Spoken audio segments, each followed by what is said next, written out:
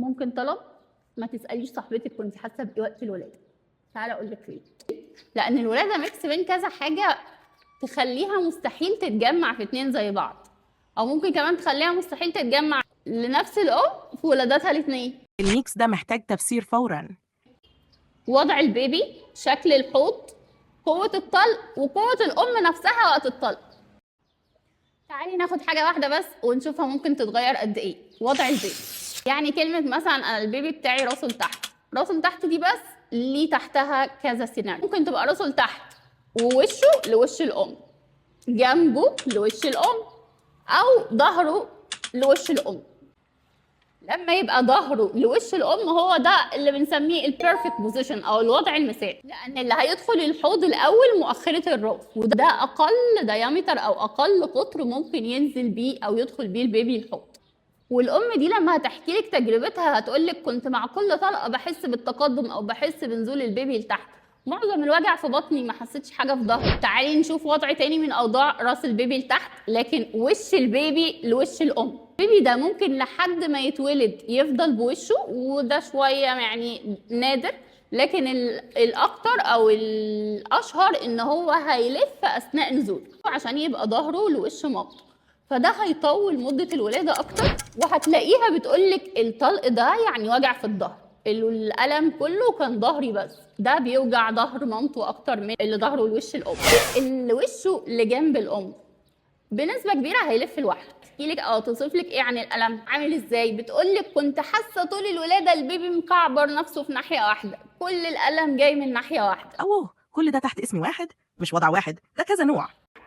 الراس لتحت، لكن بدل ما احنا بنتكلم عن الاوكسيبوت دي اللي هي مؤخره الراس بس قدام ولا الجنب ولا ورا، في وضع تاني بدل ما النونو التاني رقبته هيبقى فارد رقبته، ساعتها هنشاور على المنتم او الدقن. الدقن برضه هي هتكون اماميه يا جنب يا في الخلف، وكل واحده هتحس احاسيس مختلفه تماما. اللي توصف المها هتقولك كنت حاسه ان في مقاومه، الضغط والالم قوي جدا وعنيف جدا اكتر من ولاداتي السابقه، لكن كان في حاجه كانها بترد البيبي تاني.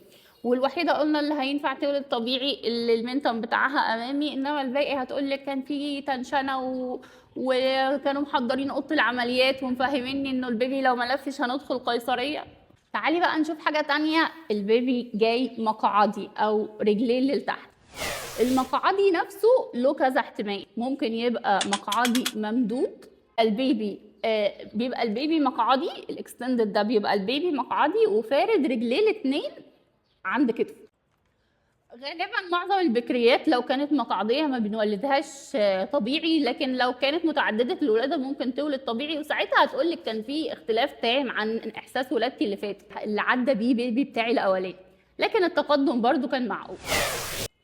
المقعدي الكامل اللي بيبقى فيه البيبي نفس الشكل ده اللي هو نازل مقعدي رجلتينه الاثنين متنيين من عند الركبه. المحيط اللي داخل بيه البيبي الحوض محيط كبير قد ايه؟ اساسي اكيد ما بتولدش طبيعي.